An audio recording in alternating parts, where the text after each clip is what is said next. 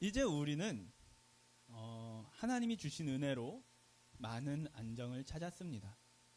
그 가운데 이제 내일을 바라볼 수 있어야 되겠죠. 하나님이 바라보시는 내일을 향해서 우리는 다시 한번 성장해야 될 때라고 믿습니다. 그러한 가운데 우리의 그 내일을 향한 걸음이 말씀을 중심으로, 말씀을 토대로 다시 한번 새롭게 세워질 수 있기를 축복합니다. 예전에 이제 꿈 있는 교회 우리 함께 예배 드릴 때 그 기억이 나요. 기억하실지 모르겠는데 청년분들이 그런 이야기를 이제 나눔 시간에 한 적이 있었어요. 무슨 이야기를 했었냐면, 말씀, 그때도 이제 한창 막 말씀을 가지고 우리가 예배를 막 하고 있었거든요. 말씀 막 성경 공부도 하고 막 이러면서 교리 공부도 하고 하면서 했는데, 그런 나눔을 해줬어요. 말씀 참 좋은데, 좋을 땐 참 좋은데, 사실 말씀이라는 게 달기만 하지 않죠. 말씀은 끊임없이 나를 찢어요. 나를 찢고 깨뜨려서 재정립한단 말이에요. 그러니까 말씀이라는 게 좋을 때는 좋은데 삶에도 치이고 여러모로 내 마음에 여유가 없고 힘들고 어려울 때는 그 말씀이 너무 부담스럽고 말씀도 아플 때가 있단 말이에요. 그죠? 말씀이 부담스러울 때가 있어요. 라는 이야기를 나눠줬던 적이 있었어요. 근데 우리가 그때 어떤 말씀을 잠깐 나눴었냐면, 기억하실지 모르겠습니다. 그런 이야기를 했어요. 하나님이 주시는 위로에 대한 이야기를 나눈 적이 있어요. 하나님이 우리한테 주시는 위로의 정체는요, 위로는요, 오셔서 그래 뭐 이를테면 괜찮아, 내가 너와 함께하고 있어, 힘을 내, 내가 사랑한다, 어떤 이런 하나님이 주시는 그런 위로도 위로가 되어지지만요, 사실 하나님의 위로의 본 목적은, 참 능력은 변화에 있거든요. 우리를 힘들게 하고 아프게 하는 그 문제의 근원을 드러내는 것에 하나님의 참 위로의 목적이 있거든요. 그래서 사실 그 사실을 우리가 깨달을 때 하나님 그냥 표면만 만지시고 끝나는 분이 아니라 속부터 뒤집어내시는 위로를 우리한테 주시는 분임을 우리가 기억할 때 말씀이 위로가 되는 은혜가 찾아와요. 말씀은 성경에 이야기하죠. 히브리서에 이렇게 기록해요. 히브리서 4장 12절에 하나님의 말씀은 살아있고 활력이 있어 좌우의 날선 어떤 것보다도 예리하여 혼과 영과 및 관절과 골수를 찔러 쪼개기까지 한다라고 기록을 하죠. 너무 우리 잘 아는 말씀이죠. 말씀이 들어와서 우리를 찔러 쪼갠대요. 찢어 부순대요. 부수는데 히브리서 4장 14절에 뭐라고 또 이야기하냐면, 그러므로 우리에게 큰 대제사장이 계시니 하나님의 아들 예수시라라고 이야기를 해요. 우리는 찢어져야 돼요.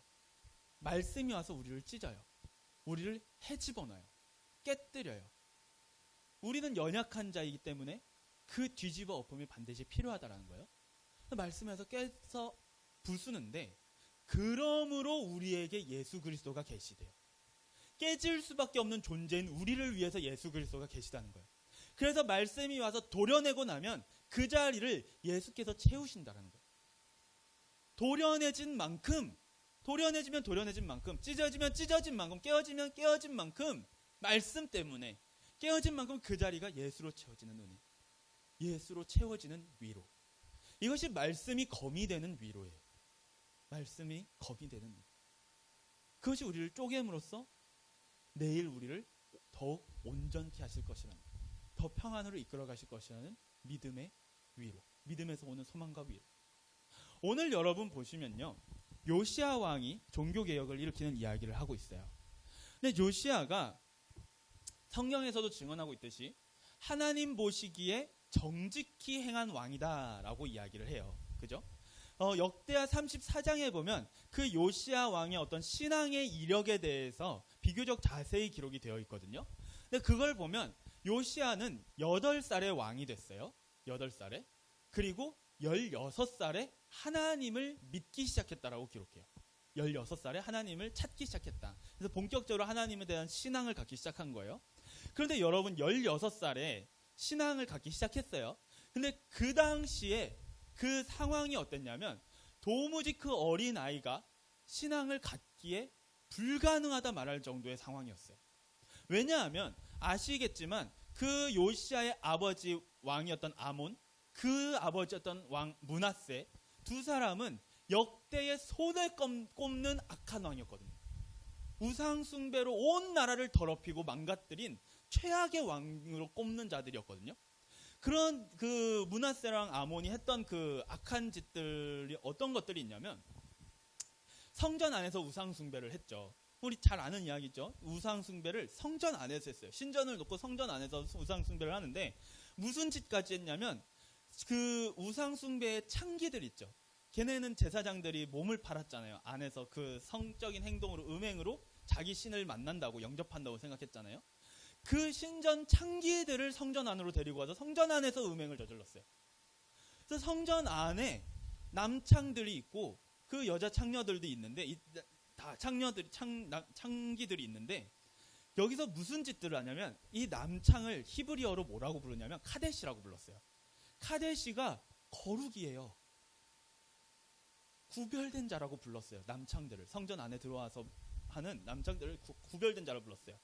자기들의 우상을 위해서 구별된 자. 감히 그 단어를 걷다 갖다 쓰고 있는 거예요. 그리고 그 이제 창기들이 안에서 몸을 할 거잖아요. 판다기보다 할 거잖아요.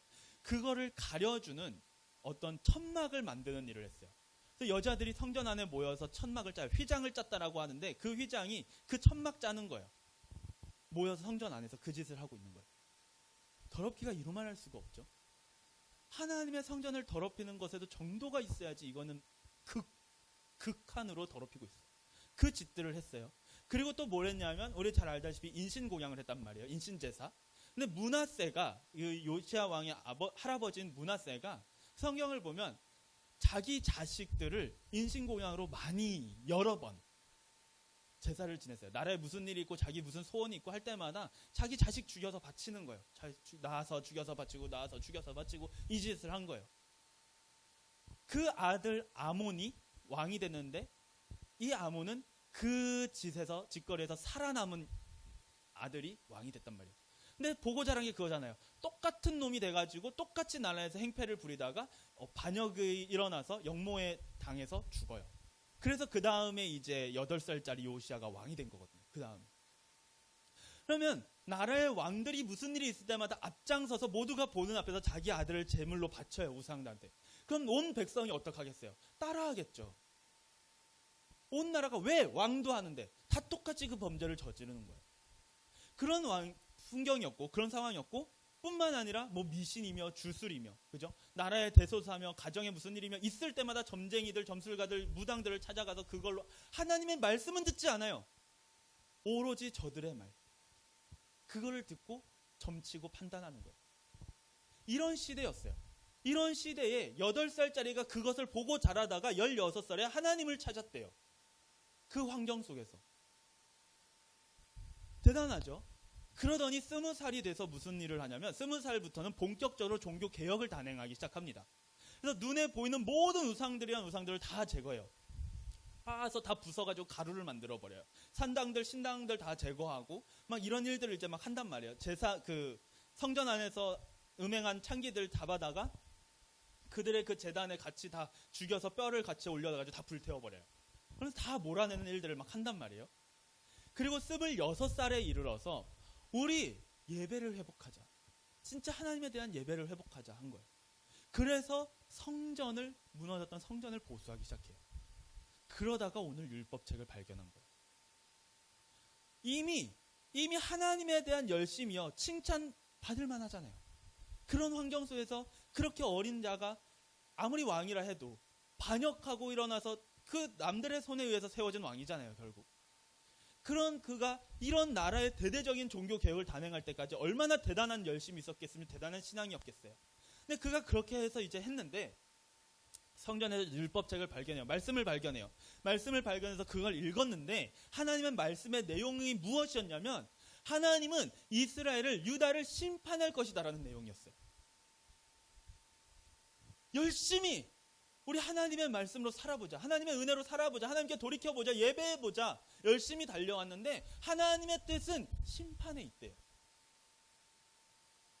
절망적일 수 있는 상황이잖아요. 낙담할 수 있는 상황이잖아요.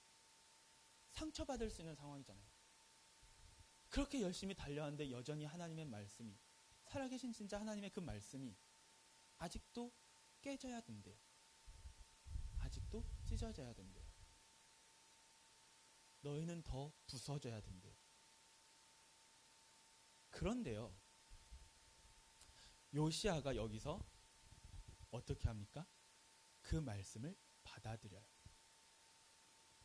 말씀을 받아들인 요시아의 믿음은 뭐냐면, 그래, 심판이든 징계든 무엇이든, 깨어짐이든 쪼개짐이든 부서짐이든 하나님의 말씀대로 이루어지는 것이 우리에게 살 길이다. 이게 요시아 왕의 믿음이었어. 그래서 어떻게 하냐면, 우리 말씀으로 돌아가자. 인간적인 열심으로 이루는 종교개혁 말고 말씀대로 서는 종교개혁을 우리 이루어보자. 그래서 요시아 왕이 온 이스라엘 백성들, 유다 백성들을 앞에 불러 모아요. 다 불러 모으고 거기서 일종의 말씀, 성경 낭독회를 진행해요. 모두가 있는 앞에서 그 말씀을 읽어요. 낭독해요. 낭독하고 온 백성으로 하여금 선언하게 해요. 맹세하게 해요. 하나님의 말씀대로 살겠다고. 맹세하게 만들어요. 그리고 말씀대로 6월절 축제를 그 6월절 절기 축제를 열거든요. 근데 6월절 절기 축제가 뭐예요? 하나님이 우리를 구원하신 것을 기념하는 축제잖아요. 심판의 말씀 앞에서 말씀으로 돌아가면서 우리를 구원하실 하나님에 대한 믿음을 고백하는 거예요.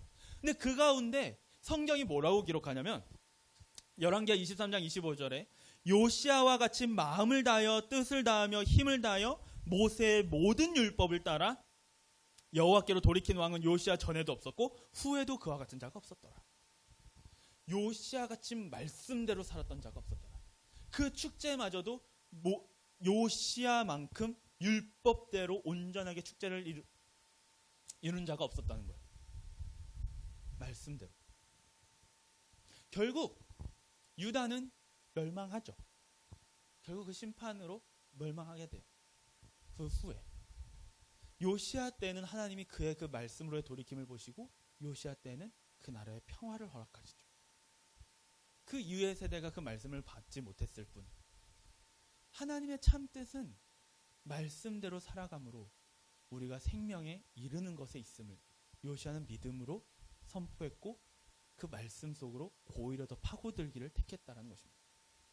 그래서 요시아는 생명을 얻죠. 평안을 얻어요. 오늘 우리의 삶이, 그리고 특히 우리 청년들의 삶이 말씀으로 세워지게 되기를 진심으로 축복합니다. 말씀이요. 어떤 인간적인 열심, 어떤 종교적인 열심이 아니라 이미 사실 우리 청년들에게 대단한 열심과 믿음이 또 그 헌신들이 있음을 알고 있습니다.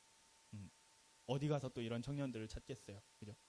근데 우리 청년들이 앞으로 더 성장해 나가는 가운데 이제는 말씀을 보다 그 등불로 삼을 수 있었으면 좋겠습니다. 그 요시아가 먼지가 쌓였던 그 율법책을 다시 끄집어내서 그것으로 삶을 일으켰던 것처럼 오늘 우리 삶에 어쩌면 한켠에 부담이 되어 먼지가 쌓여가고 있었을 그 말씀에 먼지를 털어내고 대단히 많이 말씀을 많이 읽고 막 엄청 많이 이렇게 막 하고 그런 것이 문제가 아니라 한 구절이라도 내 삶에 그 한 구절의 말씀이라도 그 말씀 앞에서 깨지고 그 말씀 앞에서 다시 사는 그 한 걸음, 그 한 걸음에 한 걸음을 더해가는 삶을 살아가는 우리 청년들, 또 나아가 우리 온 교회가 되었으면 좋겠습니다. 그러면 하나님께서 그 말씀대로 우리를 살게 하실 것입니다. 그 믿음을 가지고 살아가는 우리 되기를 축복하면서 우리 이 시간 함께 기도하는 시간 가졌으면 좋겠습니다.